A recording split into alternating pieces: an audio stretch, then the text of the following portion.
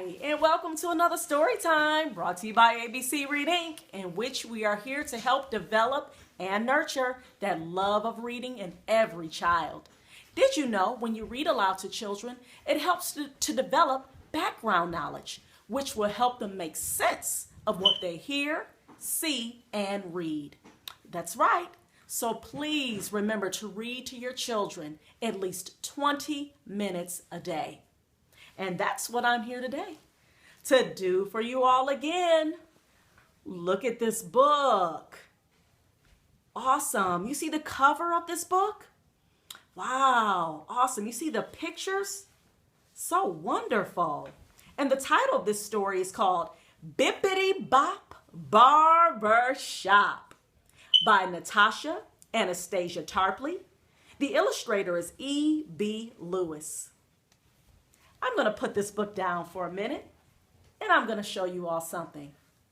Does this look familiar? Does this sound familiar? And you've guessed it. If you've guessed Clippers, you were absolutely correct.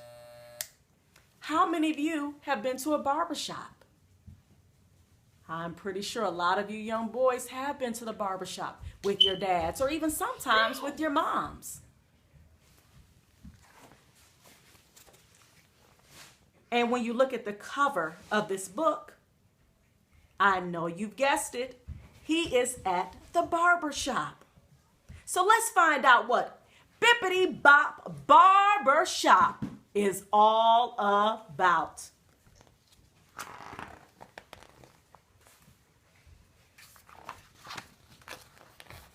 And there's the title. Oh, wow. You see that? Those are inside of a barbershop as well. These are scissors and a pick.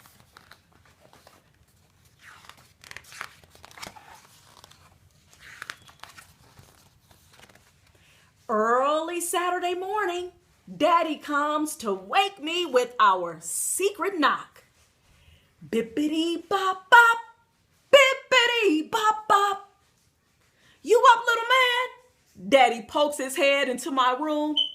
I'm up, I say excitedly, and jump out of bed. I can hardly wait. I'm going to get my first haircut at the barbershop today. Mama and my sister Kiana are still asleep.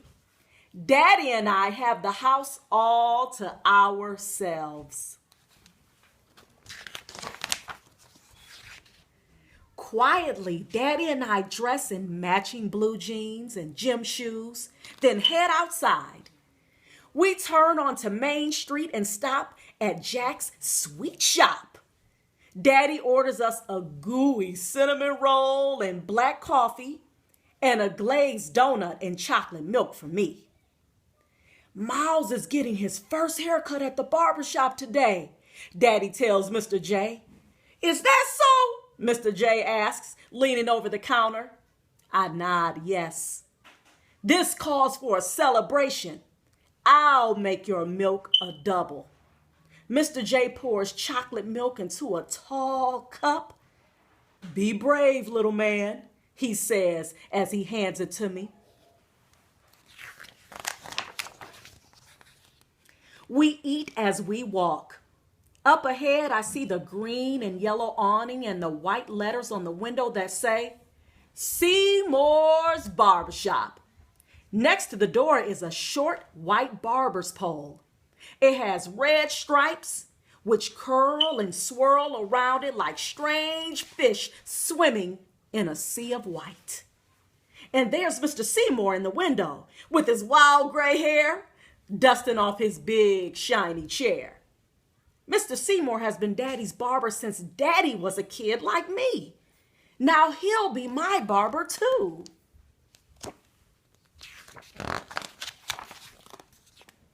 Inside, the shop is crowded. Daddy stops to whisper something to Mr. Seymour, and then we walk to the back of the shop to find a seat. Hey there, Charles. Hey there, little man. What's going on? People call out as we pass. First haircut? One of the men asks me. I nod yes. Nothing to it, he says. Just gotta be brave. All these people are telling me to be brave, but I don't know exactly what they mean. What does brave mean, Daddy? I ask. It just means that you're not afraid, Daddy says. When we sit down, I practice being brave. As Daddy and I wait our turn, we watch two men playing checkers. Slap! One of the men slams his checker on the board. King me, he shouts with his arms raised high. Another group of men is clustered around the television at the back of the shop, watching a basketball game. Come on, man, shoot the ball. What you waiting for? Pass it. Foul! That was a foul. The ref must be blind. Ooh, that boy can fly. One man cheers when his favorite player finally makes a basket. Jazz music, loud voices, and laughter blend with the buzz of clippers and the soft swish, swish whisper of scissors skimming loose hairs from a freshly cut head. I look at the men in the row of chairs in front of me. I can see their faces in the long mirror that runs along an entire wall of the shop. The man in Mr. Seymour's chair is getting his head shaved. Take it all off, he says. A patch of sunlight gleams right on top of his bald head. Another man has long, thick dreadlocks.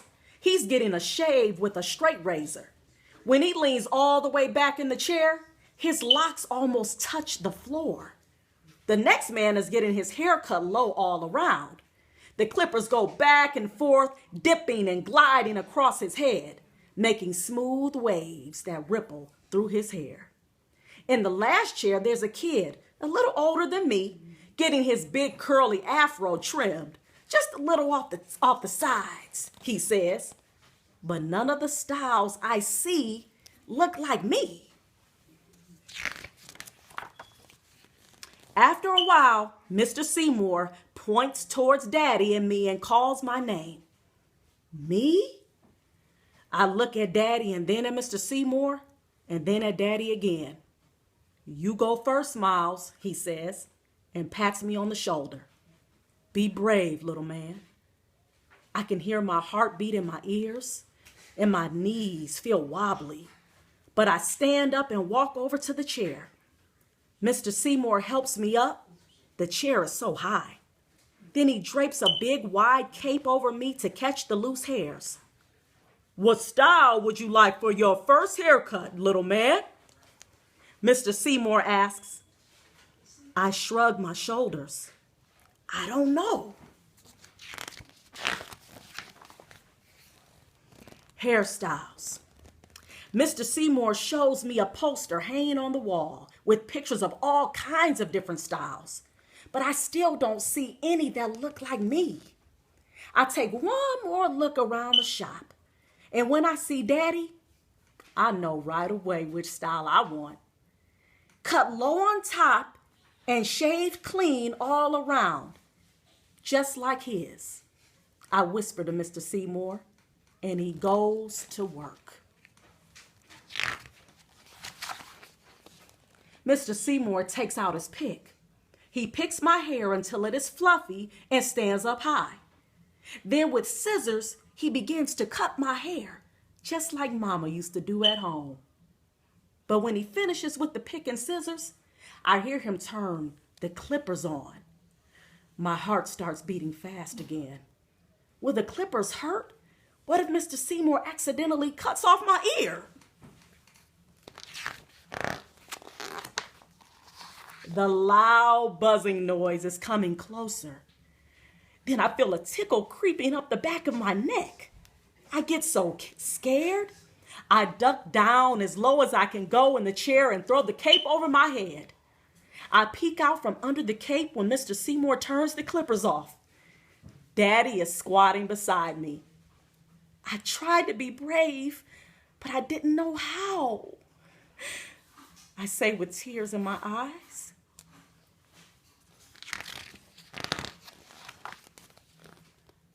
You know, I was scared when I got my first haircut, Daddy says, and wipes my tears away. You were? I say with eyes open wide. Daddy nods. But I'll tell you a trick. Pretend that you're a giant, so tall your head touches the sky, and the buzzing of the clippers is just the sound of airplanes zooming by. Or maybe you're a superhero saving the earth from a swarm of killer bees. Try it. I promise you, you won't be frightened anymore. So I close my eyes and think about giants and my favorite superheroes. But I can't picture any of them getting a haircut. Then I remember watching Daddy get his haircut, the way he sits up tall and closes his eyes halfway, like he doesn't have a care in the world. I think about how brave Daddy is, and I get brave too.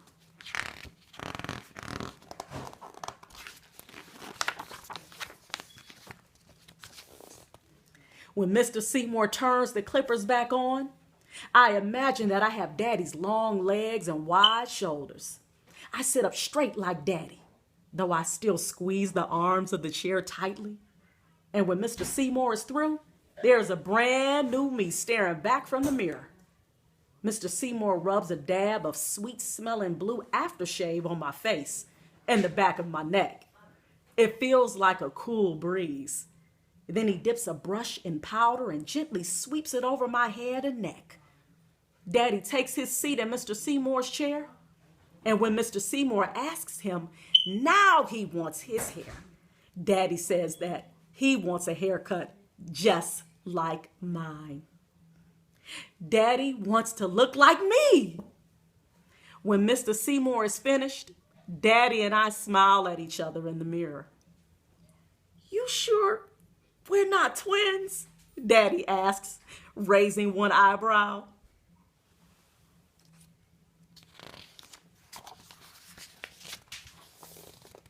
On the way out, some of the other men in the shop hold their hands up to me for high fives. Looking sharp, man, they say. Guess I can't call you little man anymore, Miles. You one of the big boys now, Mr. Seymour says and shakes my hand. See you next time.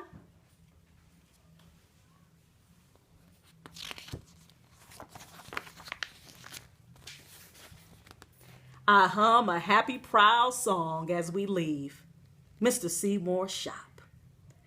Bippity bop, bippity bop bop. Daddy picks up the tune. We walk to the rhythm of our music. Two cool cats, side by side.